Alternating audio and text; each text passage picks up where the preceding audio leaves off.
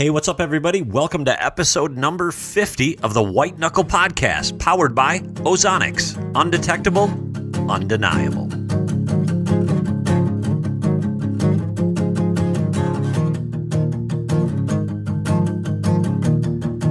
Hey, everybody. Thanks for tuning in to episode number 50 of the White Knuckle podcast. I can't believe it's been 50 episodes ago that we started this whole journey. I don't think Todd nor I ever thought that it would become as successful as it has been, and that's due in part to you guys and gals, the folks that listen to the podcast and give your comments and give your reviews and all that good stuff. It's also largely due in part to Ozonics. They saw some value in what we were doing and partnered up with us halfway through the year, and certainly have given back to all of you folks that have listened.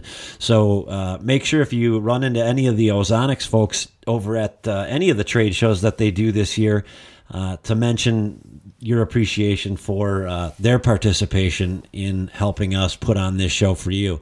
So we plan on keep doing them as long as you guys keep wanting them. So with that, today we have a guest in Kevin Boyer from Real World Wildlife Products. Kevin is a co-owner and president of Real World Wildlife Products, and also is partnered with Don Higgins on the land consulting side over at Real World. So we're just going to get to know Kevin a little bit today and talk some food plots, talk a little bit of deer hunting strategy, etc. And then a little later in the spring here, we'll hear from Kevin again when we get real serious about food plot season. So with that, here's our conversation with Mr. Kevin Boyer. Well, hey, everybody. Welcome back to the White Knuckle podcast. Today I have joined with me, of course, my co-host Todd Pringnitz in Iowa. And on the other line, we have the owner, or rather co-owner and president of Real World Wildlife Products, Kevin Boyer. Guys, how's it going today?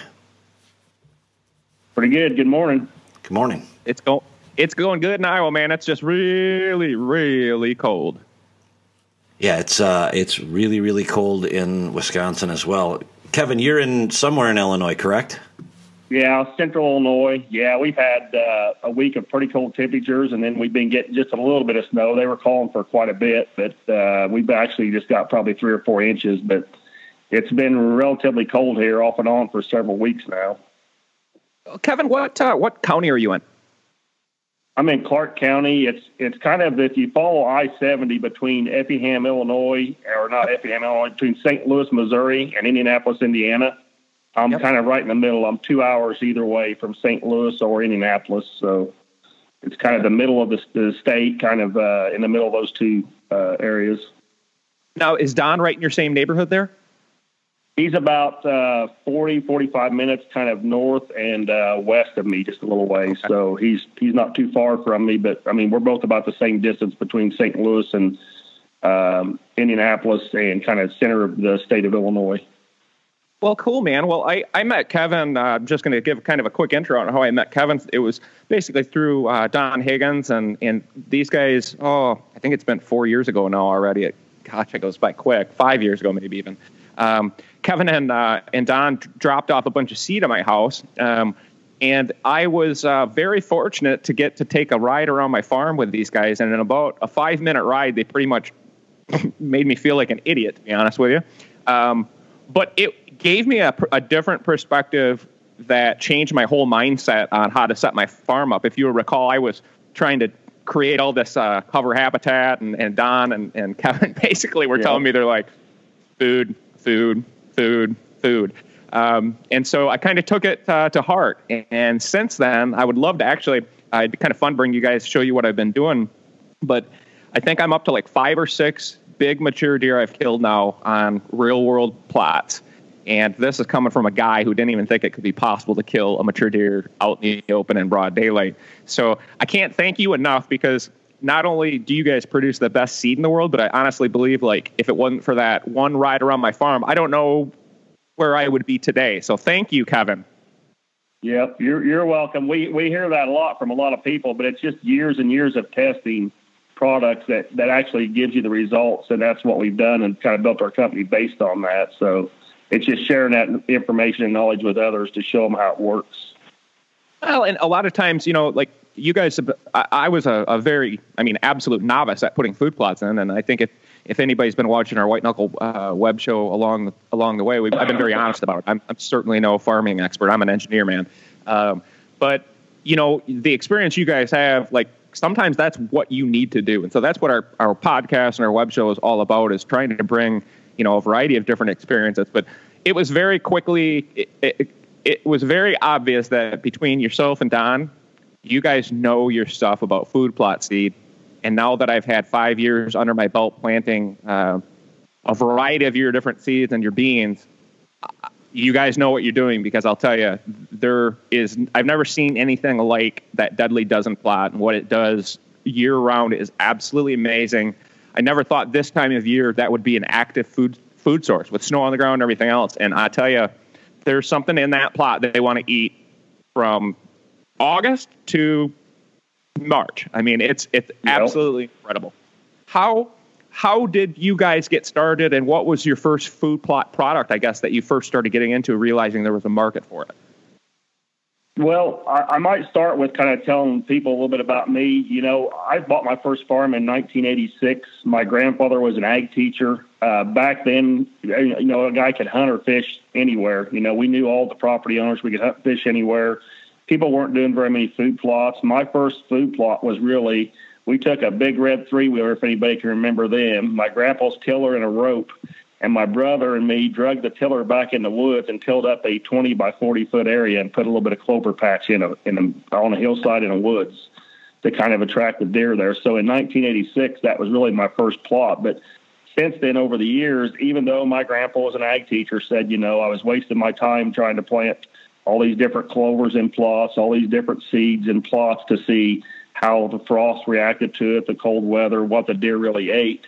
What I learned was a valuable lesson back in the late 80s or 90s, was that deer have taste, and nobody can measure that. And the only way I could really evaluate that was to run trail cameras and video cameras and just plant products side by side. And people might think this is crazy, but we've tested over 300 varieties of soybeans, because, people say, well, I just get soybeans off the ag guy here. He's got a few bags left. I plant them, and that's great. But what I found out is, in a 9 or 10 acre field, when I plant 21 or 22 different varieties of soybeans, deer are browsers. They'll come through the field. They'll browse on all the beans. But I'll have, say, 10 or 15 deer, say 10 deer come into the plot that night, and they get to one 20-foot strip of beans, and they turn and start feeding on just that 20-foot strip. There's no markings, no way they know other than the taste. And we've done that again and again with all the varieties that we test before we put it into a seed blend. We research them and find out what ones the deer like the most based on in our food plots, in our test plots or our research areas. And then we start comparing those against each other. When you have 4 or 5 beans the deer really like the taste of, do they then feed, just browse across the whole field feeding, or is there certain months that they feed on certain products, meaning, in the green leaf stage, do they feed more on these? In the brown pod stage, do they feed more on these? And over the years of doing that with beans and brassicas and clovers and wheats and oats and all the different products we can, we found out that, our first and foremost is the deer have to like them. The deer have to want to eat them over other products. So we're trying to use that as a measuring tool first. In the bean thing, the second measuring tool we did was we had to have beans that did not shatter open and drop those bean seeds on the ground early and leave us with nothing to eat, because once the bean seeds are out of the pod for late season, they're not eating the bean pods or the stems. They want those bean seeds in the pods. So by us trying to figure out and do utilization cages for us as a hunter, we couldn't go off the farmer's report of a shatter-resistant bean being an excellent variety not to shatter open, because for a farmer, that's October, November. For us as hunters, I'm looking for, if I plant a bean plant and bean field, I don't want those beans to ever open up unless my deer eat them or I plow them under in March or April or May the next year. That's what I'm looking for. So we put cages over all these bean varieties and tested them for shatter resistance come March, April, May the next year. And that's where it eliminated a lot of bean products, because even though the deer might eat them, if they were going to shatter open the bean seeds in October or November or December and we got nothing left to get them through the hardest part of winter, then that wasn't going to do us any good as a food plot. So some of our research has been based on that. And then a lot of people know Don raised deer for 25 years, and he just sold out all his deer this year. And then I raised 3 buck fawns from 1990 to about 1998, just doing research and testing on what they eat, the different mannerisms of a deer, trying to take average 140-inch deer and see if there was some nutrient, or looking at the diet of a deer to see if I could actually grow a 200-inch deer out of 145, 150-inch genetics. So that's some of the testing and some of the stuff, and kind of a little bit about me. But that's how we built our company on the varieties, is side-by-side testing on what deer actually like. And this is something that I don't think any other company's ever done. And that's what's really give us the power to do the Dare to Compare and people plant products side by side, because we've done that. Yeah, and I like, if our audience doesn't understand it, these guys are scientists when it comes down to ag and seed and studying what deer prefer. And it works, because I'm here to tell you, man, the plots that I've been planting, nobody else around me can compete with them. And I mean, it helped me kill Walter Payton this year, and that's probably a 190 class deer. And I pulled him from a long distance away, and I did it with the power of that deadly dozen. It's absolutely insane what you can do. Just in one of the things I think that I've really, really learned, and I've been honing in on now, is, I think when guys get started, a lot of times they pick their food plot locations based on ease of access. So, hey, I can get my my equipment right here. It's wide in the open, and it's a great big flat area, and this is fantastic. Well, a lot of times you really have to be honest with yourself. Is that a spot a mature deer is going to feel comfortable feeding in during daylight, which is the magic time, for us to be able to kill them or harvest them, whatever you want to call it. And that's what I've really, really, really been tweaking over the years. But if you can get it, and you don't need giant plots, if you can get a half acre, 3/4 of an acre of deadly dozen adjacent to a doe bedding area, it is about the greatest tactic I found during the rut, because you can just concentrate all the does in an area, and then basically you've got a huge social area that all the bucks are going to be cruising through at one given point. And then it's just a matter of being patient, not over hunting it, waiting for the right time. And then the first time I go out on those plots, usually I get a crack at a mature deer, whether it's one of the shooters I'm going after or not.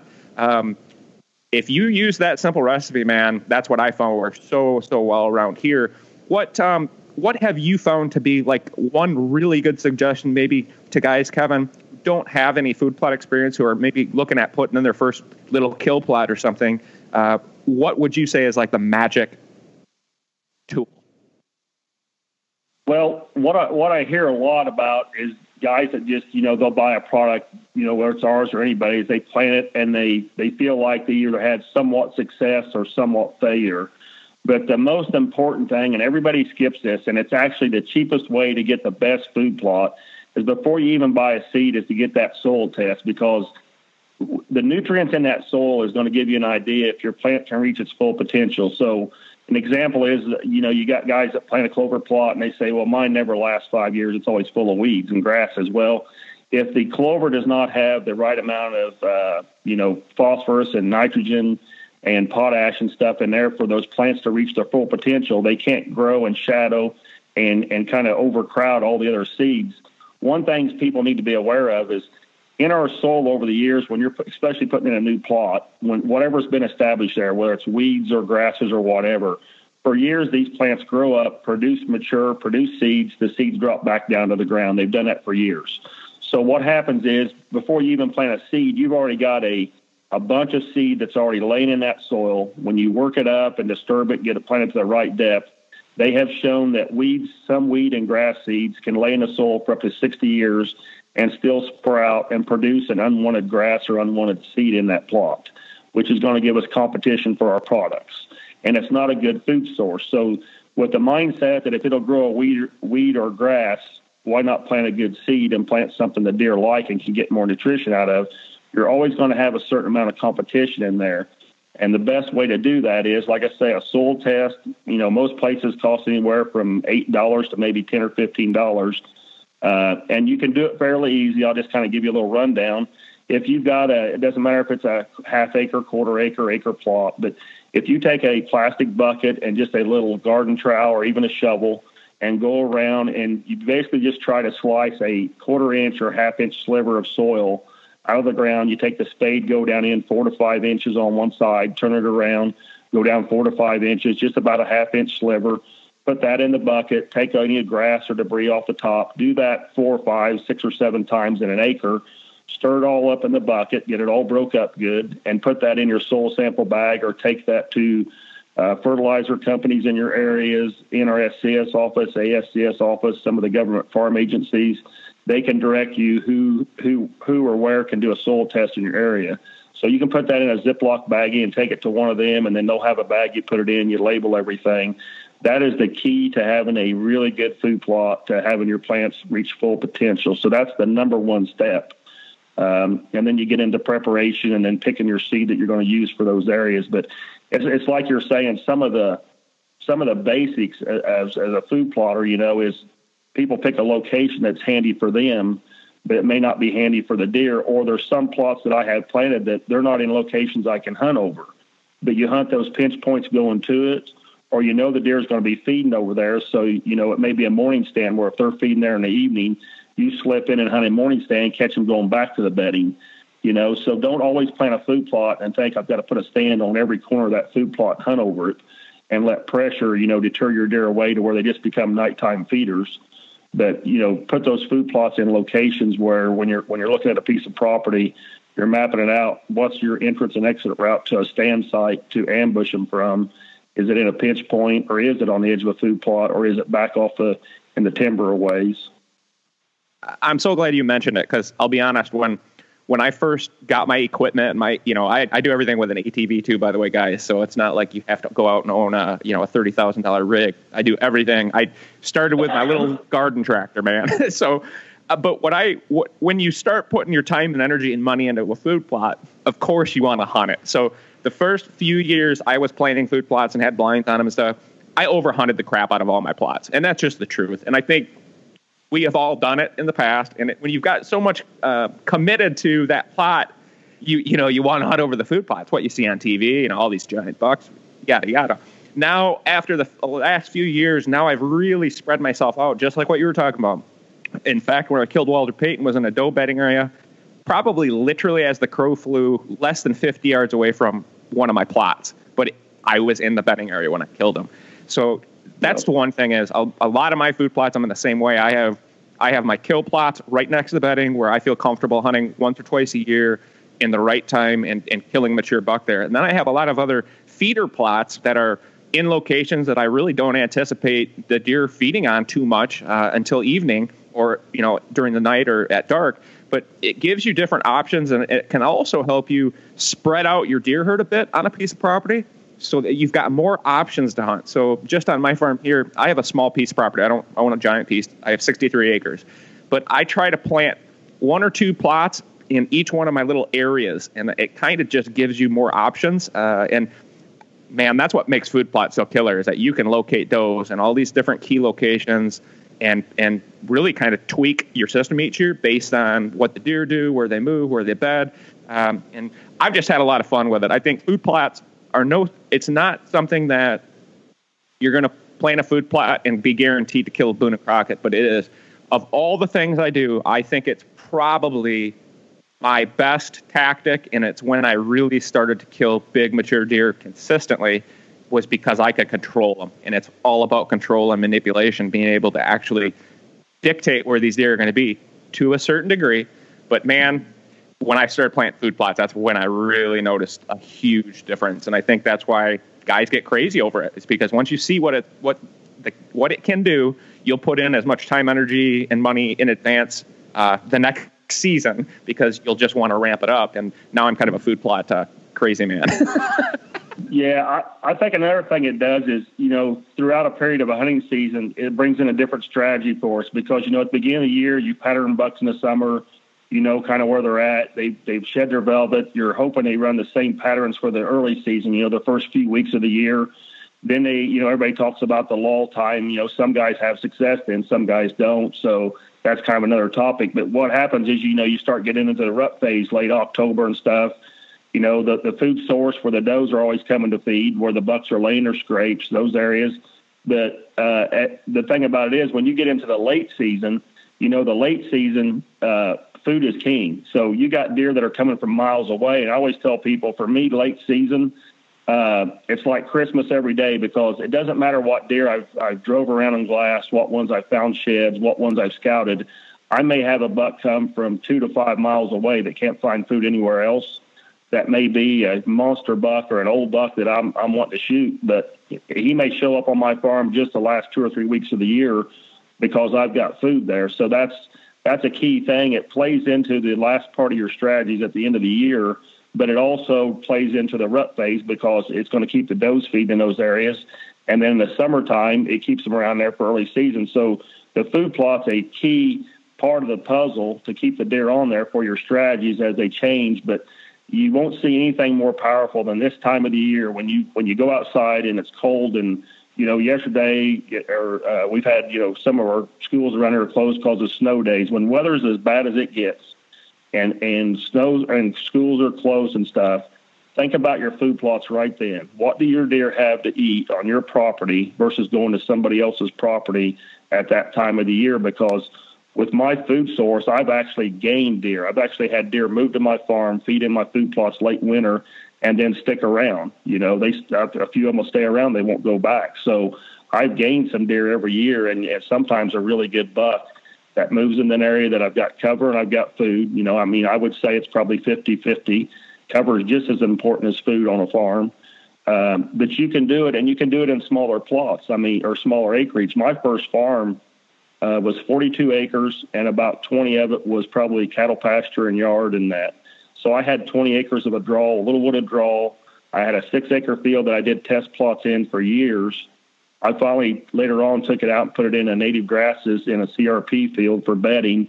And I literally had less than a probably quarter acre of a clover patch tucked back in a corner and a big pin oak that I could get in that tree. And I killed 3 deer out of that tree 3 years in a row. At that time, I was just targeting a Pope and Young, want something over 130, 140, and that was my target size buck I was after. But since that time, I've sold that farm to a gentleman, and he's hunted it, and I think he's hunted it 9 years in a row now, and he's killed a buck 150 or better off of that farm, and that's just that same area. It's a small, it really hunts out like a 20-acre parcel of ground. It's got, 6 acres of CRP bedding. It's got some woods and draws and a creek and a pond. And it's got this one little clover patch in the back corner there. You couldn't plant beans in there because they would devour them. Deadly dozen, something you could plant there for late season. But having a good solid clover plot in there, the deer get up out of their beds. The first place they come to is that clover patch before they go off feeding in the other fields. And like I say, 9 years in a row, he's taken a buck that's a 150 or better off of that plot. So it's been set up and designed so that the deer have their cover, they have their food, they've got their water close by. Kevin, I've got a couple questions here, and I just want to jump back earlier into the conversation. You were talking about beans and testing of those beans. Would it be fair to assume that you guys have tested the beans to find the ones that stay in the pods the longest? I think you said, correct? Yeah, that's one of our goals, even though we found out sometimes the deer like the taste of them on the green leaves and they produce good pods. But if they shatter it open, it give us no food value for this time of year. So that put us back to more like a forage bean. It was just going to be good for the summertime. And if the beans all shattered open, then it wasn't going to be good for us for late season. So that's when we started, building all these utilization cages and testing all these varieties to find out if they stay in the pods. And that was a big part on putting our soybean blend together. And then once we started testing, I've got probably 3,000 to 4,000 tissue samples where I take leaf samples off of plants and send those into a lab to find out the plant analysis of it. Once we started testing that, we started looking for some beans have higher oil, higher fat content in them, and that's more desirable for deer on certain cases. There's some that are high oil and high fat that the deer just don't like the taste of it. They don't eat them as well. But it's really, it would be mind blowing if I showed somebody, sat down and explained to everybody and showed them all of our testing on, there are reasons deer don't eat certain beans with green leaves. There's reasons why they don't eat certain beans in the pods.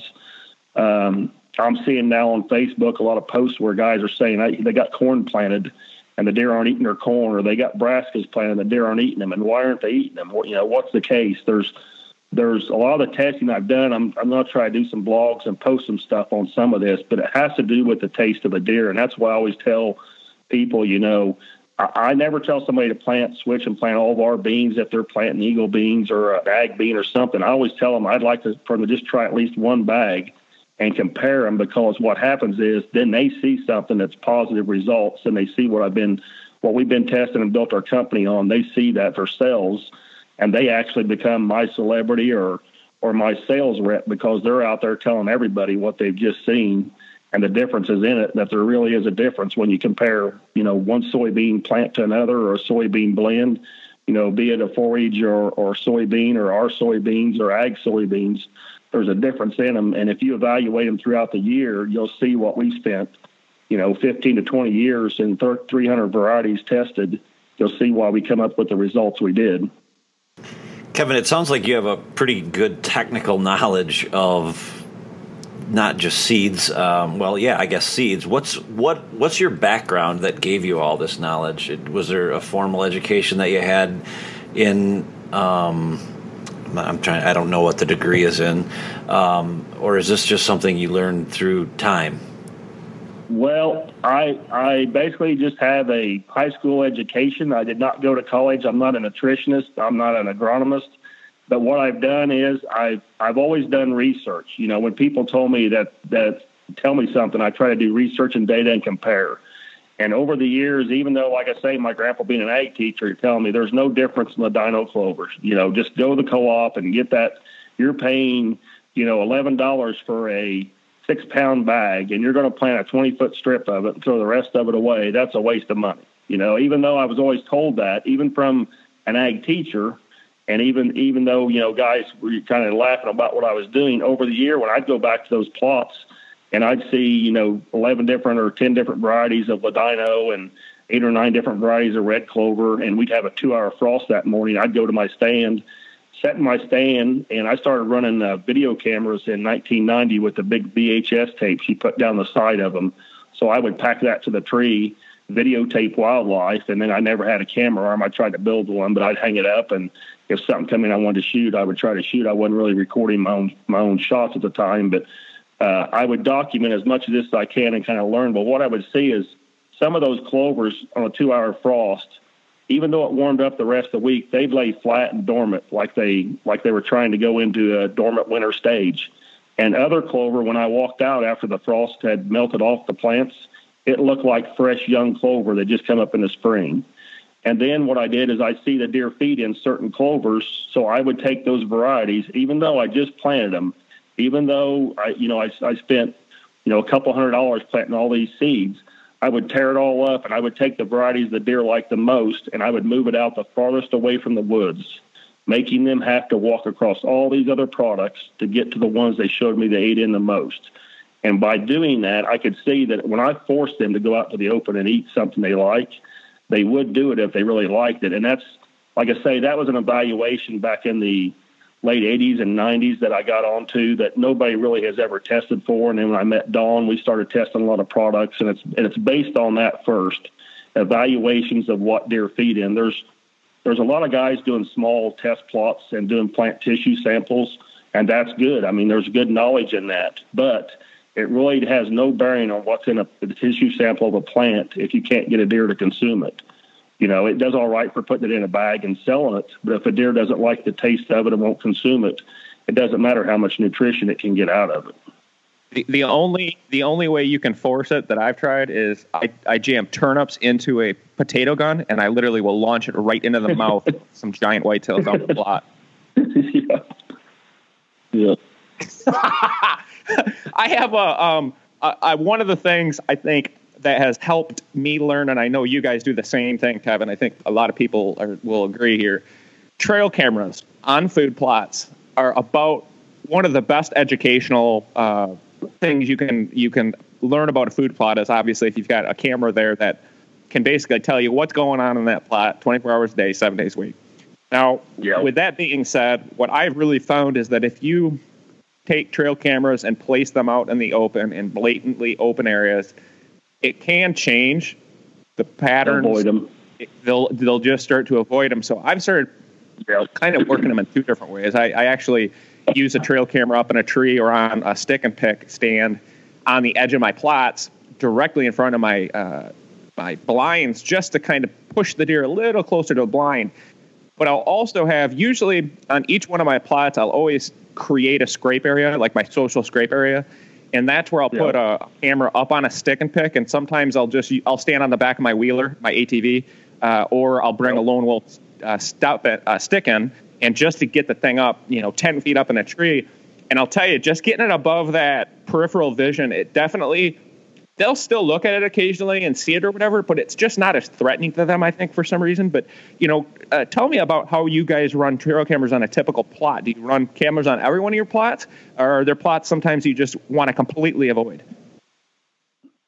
Oh, I mean, you've got some excellent points there and some things that, a lot of guys that hang cameras down low probably don't realize this, but like you were saying, I do the same thing. I ride my four-wheeler in. I've got one of them silent muffler things on to try to deaden the noise, and I try to go in the middle of the day, not when I'm going to be spooking them. And I'll even stand up on the front rack, reach up in a tree, and get a camera or card, pull a card. But a lot of times on these cards, I've got them set up on what you're talking about, a muff scrape or something along the edge.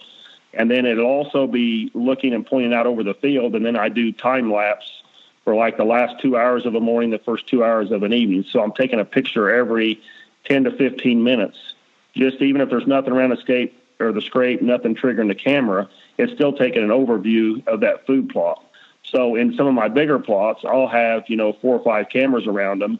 And then on other ones, I'll just set up one at each end, kind of getting the traffic coming in and out and seeing what they're feeding on. But when I do my side-by-side testing, a lot of times, I try to be as fair as I can. So what I've done, and I've showed some pictures of this here recently, I've got a trail that comes off of a big ridge. It's a big timber ridge, and the deer come off there in a couple trails. So right where they come off that trail is where for years I planted my forager eagle beans on one side and my real world beans on the other side, be it the Northern Blends, the Wildlife Management Series mix against the Gen 2 or the, whatever ag beans or whatever I'm testing. I put them right there side by side. So when the deer come out, they have one step either way to choose what they want to eat, whether it's the green leaf or the beans. The other thing I do is I leave about a 24-inch wide path right down between those beans, because I don't want those deer just to go out and start feeding the beans in general. I want them to travel back and forth where one step either way is their choice.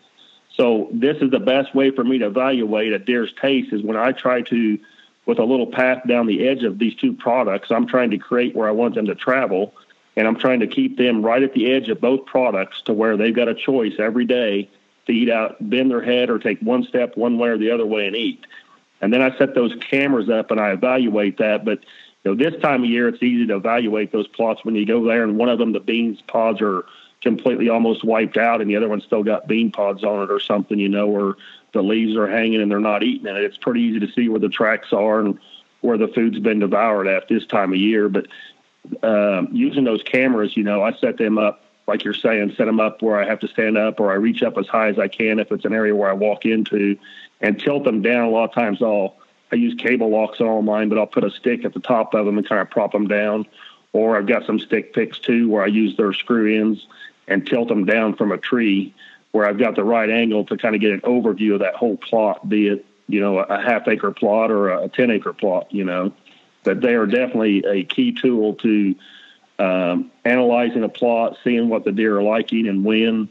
Currently, I would say I probably run, I don't know, I've got 6 behind me right now. I'm getting ready to move to a new plot later today to kind of keep an eye on a buck and tell when he sheds and see how they're feeding. But I currently run probably around 50 trail cameras and about 6 to 10 cell cameras that will send pictures instantly, so I can kind of keep updated and documented. But, I started off, I don't know when the first trail camera was, but, buying 1 or 2 and kind of building on that. But the more knowledge you see that you can gain from them on pattern deer and even food source, the more I found out how valuable they were. Oh, absolutely. And I think you're way at the one end of the extreme because of your business. You run obviously a heck of a lot more cameras than probably most of us, especially on food plots, because that's your business. I run probably around 20 of them, and I've gotten to the point now where that's even really too much for me. But I know my area really well, and I don't need that constant information because I basically have, I've figured out the patterns and created the patterns myself through all the different management tools, including plots. But you can get crazy, and I don't want anybody to be out there and feel intimidated by Kevin's knowledge or technical ability. Listen, guys, I put this seed in the ground myself each year, and the beauty, that's what I really like about the Deadly Dozen, is that even if guys don't do the most perfect job ever with such a variety of seed, your likelihood of success is just better.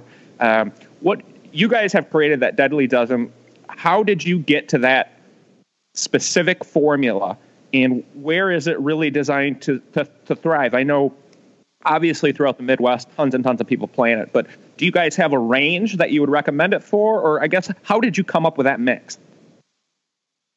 Well, to start with, the Nebraska part of that mix is called the plot topper. So what we've done is we've taken two different products that we've developed. One of it's called Harvest Salad that has Australian peas, which is like a wintertime soybean. The frost won't kill it. It's the nutrition level and the palatability is kind of like having soybeans grown in the wintertime or in the fall. And then we analyzed all the types of wheats to find out a winter hardy wheat that had a better taste or that done good in the winter and still come back in the spring. Some of the forage oats from our forage oats blend and a little bit of rye grain in there. So this is what I would call like the Harvest Salad, more like our cereal grains or the wheat type products. Well, everybody has seen how deer feed in wheat, late fall or early spring, how they feed in it. Even the turkeys, it's good for them. So this is a product that's going to be planted in the fall. It's going to grow through winter. It's going to, even under the snow, it'll stay green for a long time underneath the snow.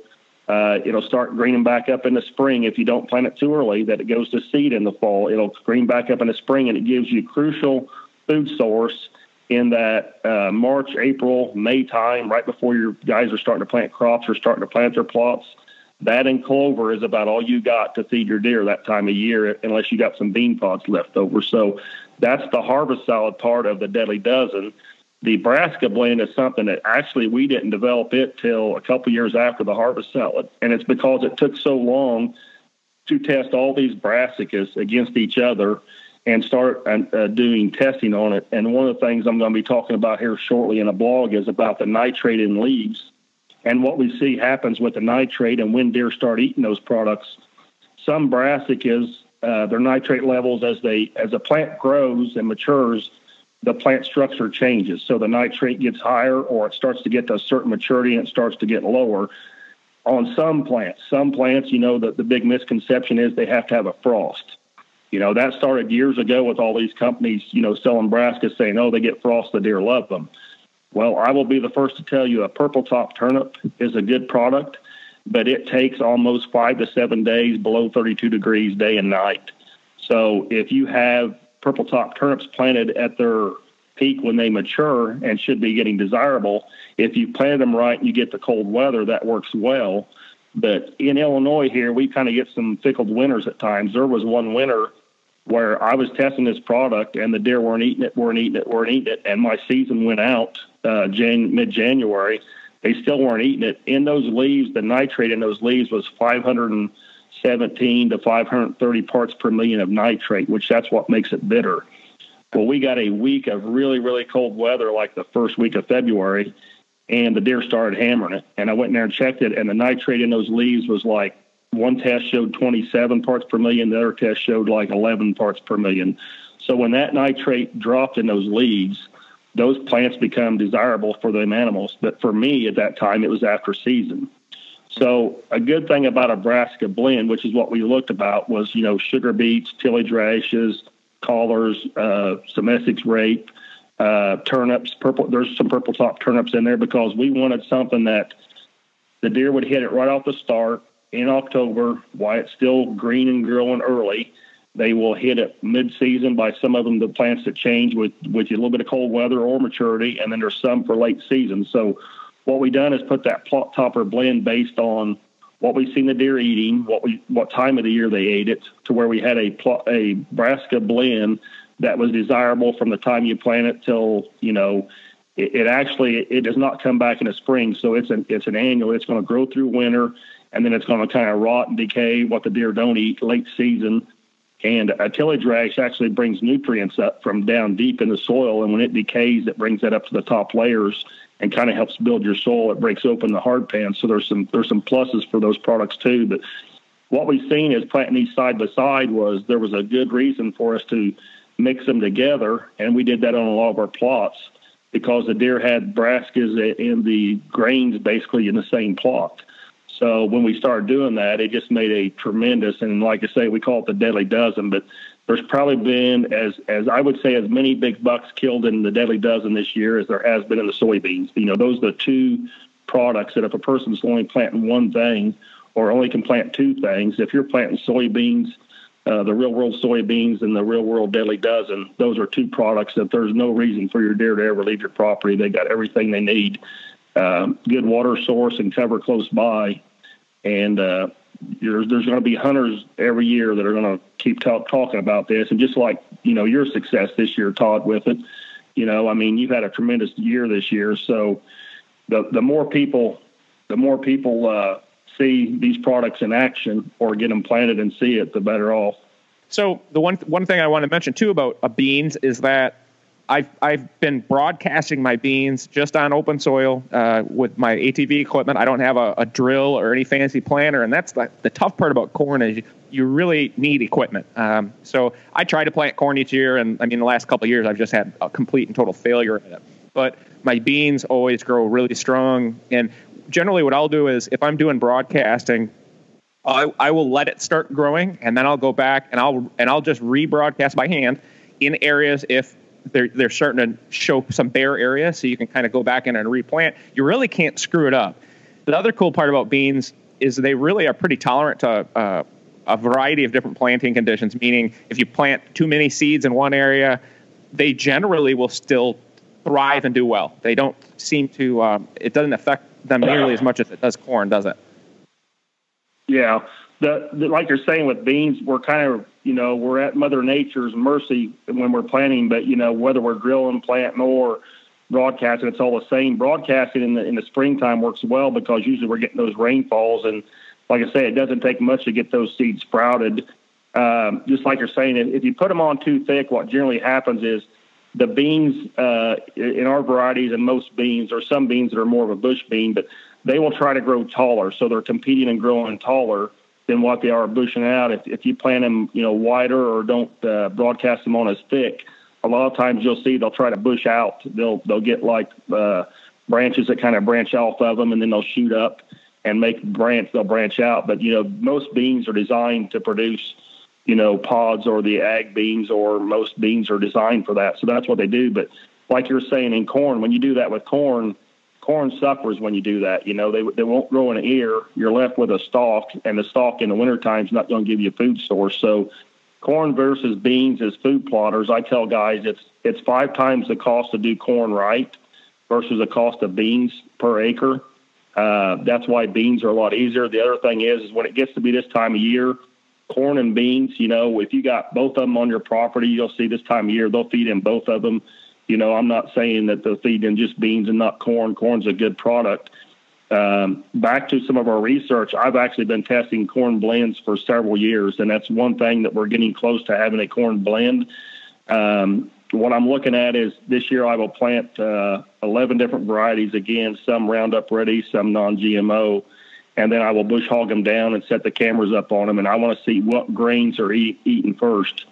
Because just like corn, there's a difference in the taste of those grains, and there's some that I found out that the deer really like, and we'll go to and we'll clean out the whole area, and some of the testing I'm doing, some open pollinated corn, some white corn, some high lysine corn. There's different things that I've been testing for years that we haven't nailed it down to where it'll fit in our program where we can say, dare to compare, plant this corn beside, regular field corn, and we can guarantee you're going to see a difference. So until we get it mastered to that, which I think we can get it narrowed down to maybe 2 or 3 blends or 2 or 3 corn seeds in a bag where we'll have a blend that hopefully will be in the market in the next year or two. But yeah, beans can be planted, like you said, broadcast and drilled, or planted either way. And they can even be planted later. I tell a lot of guys I try to plant mine a couple weeks after I see the farmers up, because I want to take the browse pressure off my smaller plots. I also want my beans to be longer with the green leaves right there in October for hunting season, where an ag bean is usually one group number. In my area, say it's a 3.5 or a 3.9 or a 4. That's the maturity level of that bean. In the ag field, it all dry down at the same time. Lose its leaves, the leaves turn yellow, they drop its leaves. But with the real world beans, there's 4 varieties of beans in that blend. And with those 4 varieties, there's some that are starting to dry down. There's some that are still green. But what it's done is it's allowed us to have beans that are going to stay green up until the frost hits some of the last ones. They're still going to mature enough to produce pods, but they're going to give us that green leaf attraction that, in October, we're kind of competing for the acorn crop when it starts to fall, but we still got to get soybean plots that are still coming to for the green leaves. One thing that I get asked often by either friends or people that email in, Kevin, is with respect to developing habitat. And I know you and Don, are working in that world quite a bit. If we could, I know it's not as maybe as glamorous as food plots, but is it conceivable to think that one could invest in your product called, I believe it's bedding in a bag, and create habitat that deer would bed in, say, adjacent to a food plot? If you're a landowner that has 40 acres with a relatively low amount of timber, and maybe you want to take 5 acres, 10 acres, whatever you would recommend, and put that bedding in a bag there, is that going to be enough to attract deer to live there? Yeah, and I'll tell you a common sense approach that people can put with this to kind of understand where we come from is when in the summertime, when or in the fall time when we're starting to hunt, and everybody's starting to say, "Boy, I wish the farmers would get the corn out of the field. The bucks are in the corn. The bucks are in the corn." Those bucks are related to that different type of cover. So, as in a deer's world, you got to think about this. We can do TSI or hinge cut trees or all. I mean, there's a lot of theories building buck beds and all this stuff for a deer to say we want them to be right in this area. But where we hunt them at is in the woods. Okay, mostly we hunt them in the woods, so they don't know what's the difference really in a wooded area as a sanctuary versus that cornfield. That cornfield's always been a sanctuary for them. They've never been jumped. They've never been spooked. They go out there and lay in those grass waterways all the time. Well, those cornfields come and go, and they rotate out every year. But a native grass field, the bay in a bag or the switchgrass, that's something you put in. That's something, if you maintain them properly, will last for years. I've got one that I actually planted in 1986 that's still a CRP field. It still holds several deer in it. But that's a different type of cover that those deer know. When they run out there in the middle of that and they lay down, they're protected. That's a true sanctuary. And that can, between a food plot on a new property and a 3 to 5 acre bay in a bag or switchgrass or a CRP field like that, those two things there can change the movement on a property or the amount of deer you can hold on a property in a hurry. I've seen it happen again and again. And like you say, Don and me, we help guys set up their properties. We go to properties and evaluate them. And we just come back from one over in Ohio that when this guy, he's got several acres, but when he gets done putting in his food plots, it's going to change the movement and the patterning on his deer and where to hang up stands and his pinch points and stuff, because those deer will then have cover and relating it to their food source. That's going to be their travel route. So, but yes, those bedding grasses can change a property in a hurry based on deer can identify that as different cover. If you're not intruding into it, like the standing cornfields, then there's a reason they go to those and a reason they feel safe in them. The other thing I've noticed on my property just over the last few years, Jason, is with history, these deer, like if you imagine a doe giving birth to a fawn and that fawn grows up its first year eating on that beautiful green food plots or living in that switchgrass, over time, it gets better and better and better because those deer get more and more used to that, and that becomes their world, just like what Kevin's talking about.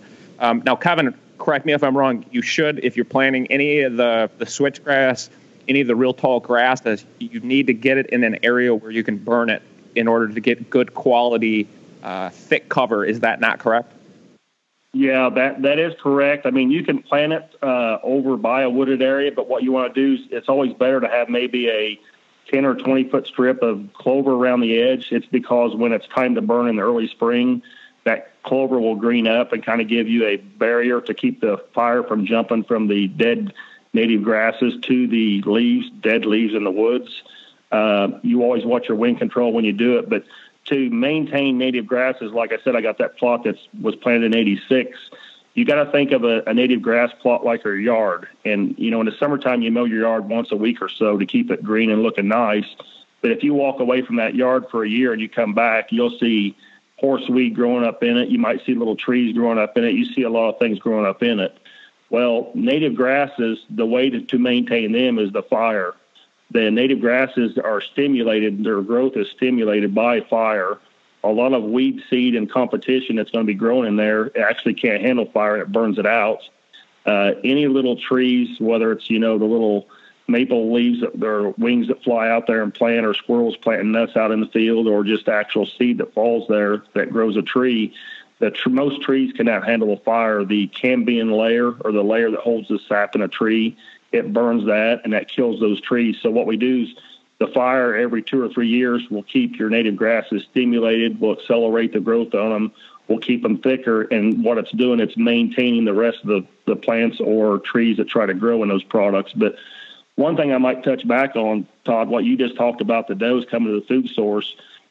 Early in planning some of the testing on the CRP fields, I seen exactly what you're talking about. And just like with the does coming to the feeding areas, think about this. In the summertime, when them bucks are grouped up in their bachelor groups, they're usually grouped up, and there's a couple of mature dominant bucks that all these other bucks are following around and learning the routes about where they summer, where they feed and stuff.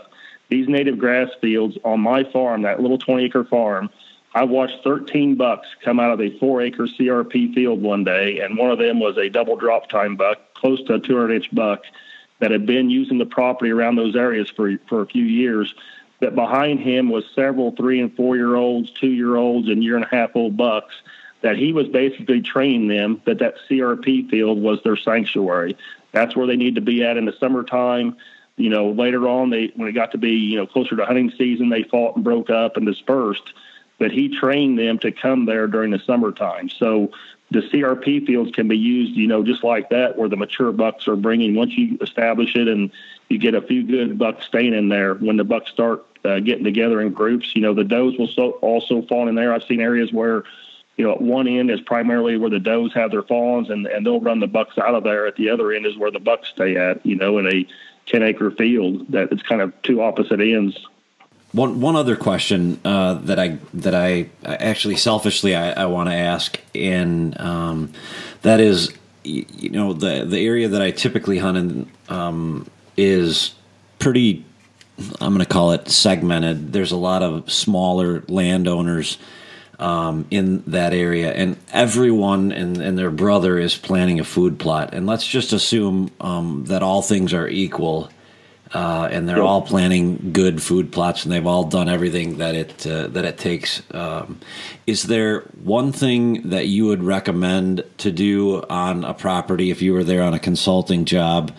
Again, you've got a limited amount of space. Is there anything that you could recommend as just sort of a practical way, just about everywhere, to make your spot stand out over someone else's? I mean, it's a good question. It's one of them things that a lot of properties, you got to kind of look and see what's around it and the pressure around the property and stuff. But there's some little things that I think people are catching on to and really helping is, even though you may have, I mean, if you don't have good water source close by your food, is maybe just to dig a water hole. Doesn't have to be much, you know, just a low area that's going to hold water in the summertime for them to come to. An added little water hole or a trough or something to have water and food close by. But the main thing that can isolate your property from all the other ones that are similar to it is is try to figure out a way to make your cover the thickest and the best, the least amount of pressure. And when I talk about pressure, I'm talking about even your scent ever blowing in it, not just that you may be hunting it or not hunting it, but that your scent never blows into it when you're on your property. And then, look about predator control. That's a phase of hunting right now that a lot of us are getting ready to get into. If these other places have a lot of maybe dogs that run around or coyotes or issues there, if you can kind of keep your coyotes and your predators in control on your farm, that will help you to where that buck can lay in that bed and not have 3 coyotes come by and jump him and run him off your farm. So there's a lot of little things like that we don't think makes a big difference, but for that one certain buck, it could, and that could change, your hunting or what you're going to see on your property. Is a lot of the little things, a lot of the little details make a big difference on a property. And there's a lot of them that are consistent that will produce and have been proven year after year. And there's a lot of them that work on occasions, and that's kind of what it boils down to. And when I'm helping a guy on a property or setting it up, is what have I seen that works consistently, and what are some things that work occasionally. That's kind of what it boils down to. I have kind of a tip or a tactic that I've been using here, just because, like I said, the last couple of years my corn just hasn't been worth a poo. So I've just been over fertilizing my stuff so that I absolutely know beyond any reasonable doubt that my plots will be greener, more nutrient packed, taller, more lush, and it works. Fertilizer for these green plots, I use would you help me here with this, Kevin? Is it a 6-6, 24, or something like that? That makes sense? Yeah, or there's a lot of different ones. I mean, a 10-10-10 or 12-12-12 or an 0-46. It depends on what your soil is needing, but that all affects the taste of that plant. So what you're saying there is spot on as far as if those plants are as healthy as they can be and producing the most nutrients. The other thing I might add, as I've seen, is and guys can see this, if they got a clover plot and say hunting season's coming and they've got an acre clover pod or a half acre, whatever it is, and there's a certain deer coming and feeding in it, if 2 to 3 weeks before season comes in, I've seen guys even take a weed eater, but if they mow part of it down just a little bit shorter than the other part, those young, tender, more palatable plants, there's a reason that deer will come to the other end and feed. Now, on clover products, usually I'm not trying to mow anything after September 1st because I want to get at least 30 days of growth going into October, and I want plenty of food. But, I mean, if a guy's got a buck that's coming to his plot, he's only got one stand location because of the wind, and he knows that this deer's feeding there a lot, and it happens to be a clover product, sometimes just mowing a certain area there by a stand site is a reason to have younger, more tender, more palatable plants, and you'll see that the deer will come and feed in that a little bit more so. But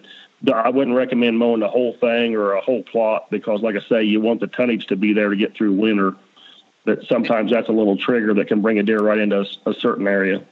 And that's a very good point, guys. If you're planting clover, that's the one thing you've got to have some method of being able to cut it throughout the summer in order to keep its, like you said, the more it matures, the less palatable it is, the less enticing it is for your whitetails. And I do the same thing. I usually try to mow either right before rain or after rain. And then also for the fertilizer tip, oftentimes, depending on what kind of growth I see initially out of a plot, I'll go in and I'll actually fertilize a second time a month or two after I plant. And if for like a plot top or something, it would probably be just several weeks after, right before rain.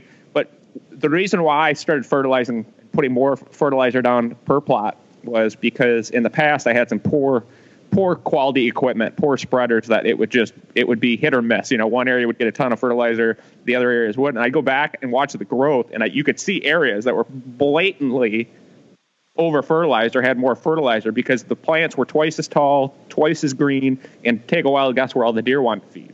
So over time, I started putting 2 and 2 together and realizing, man, it really does make a big difference. So, and it's not a crazy amount of money either. A regular, what do they call it? Not a pellet fertilizer, but is that what it is? Is that what you call it? Granular. Yeah, the granular bag. Yeah, a granular bag of fertilizer. You can get a 50-pound sack for, I forget what it is, $11 or $12 or something here. Yeah, 10, 11, 12, $15, depending on what it is. Yep, and you can also hand spread it if you don't have the equipment. So that's what, I kind of take pride in doing all my plots with a ATV because it's, I don't know. I think there's a lot of people in the hunting industry. You see that they have these great big John Deeres and all the equipment, and it's just like, that's not very realistic for most guys. So I kind of like being a little bit blue collar and doing it a little bit harder, but that's kind of that's what I can afford at this time. But it works. So just put a little bit of extra work in, and I started with one plot myself, and now I'm up to about 20 kill plots a year, and I have one for every wind, every time of year, and every situation. But that's kind of my plan with everything I set up. I want to get 3 good, solid hunts out of each setup. One is usually early season. One will be one will be late October, and then one's going to be either post rut or late season. And so each one I set up is kind of unique where I think about how I'm going to be hunting it, how I'm going to access it each different time. But we all started with one trail camera. We all started with one piece of equipment. Don't let it intimidate you. Any final thoughts, Kevin, as we get ready to close out the show here? We've taken well over an hour of your time, so we appreciate that. But any final thoughts? Yeah, one thing I'd say is, you guys get a hold of me and we can discuss stuff later on as it gets closer and guys are doing things. But for right now, what a guy can do is, a lot of times when I'm sitting in a stand and before the deer movement starts or I'm kind of looking at things, I'm always studying my plots. I'm trying to think, where could I move a mock scrape to make something better here? Is there a better stand side? What did I plan here this year? Do I need to rotate my plot? Always be analyzing your properties and be thinking about what you can do to make them better or try it. So this is a time of year that, as guys are driving around, they see deer that are grouped up and feeding. Why are they feeding that open cornfield? Is that the only food source around there? Why are all the deer, you're driving around and they're all in this field or that field, and what can you do to change that for next year? So this is the time of year where you kind of start mapping and planning and thinking about what you can do. And, this is the time of year, like for me and Don mostly, from January till, maybe April or May, where we try to do most of our consulting to get plans and things in place for guys on their property so they can, you don't have to have somebody come and consult on your property. Look at some ideas and some things and thinking as far as what you can do to change your property or what you're seeing in your area now, and then what can you do to change it to make your property better. And if I were a betting man, I'd guess that's going to be one of the topics coming up in the near future from Mr. Kevin Boyer from Real World Wildlife Products. Well, there you have it, our conversation with Mr. Kevin Boyer from Real World Wildlife Products. Thanks a lot, Kevin, for taking the time to speak with Todd and I. We look forward to having you on shows in the future so we can all become a little bit better educated on not just what to plant, but where to plant it, and just those little tips and tactics that you and Don and all of us use from time to time just to get that deer into the perfect range. So with that, I'll close out the show today. I want to say again, thank you to all our sponsors, particularly to Ozonics for seeing this project through for the last year and contributing like they have with all the free gear that they've given away. Who knows what's up for the coming year? But as soon as we find out, we'll let you know. As always, please give us a review on iTunes. We can definitely use your feedback one way or the other. If you can give us 5 stars, that would be awesome. Whatever the case, let us know what you'd like to hear. If you want to post that on our social media channels, go ahead and do that. If you don't know how to download a podcast, just download iTunes on your computer and put in the search bar White Knuckle Podcast. Go ahead and subscribe to the podcast, and every time we produce an episode, that will get pushed to your device. The same thing with Stitcher, Google Play, and YouTube and all that good stuff. Just a side note, if you've noticed, the shows that we're putting out in terms of our web shows are going to be featured 4 days early on YouTube, and then we will release that show the following Monday after the Thursday that we release it on YouTube. It will be played on Facebook. That's about all I've got. Any questions, email me at jason@whiteknuckleproductions.com. That's all I've got. Jason out.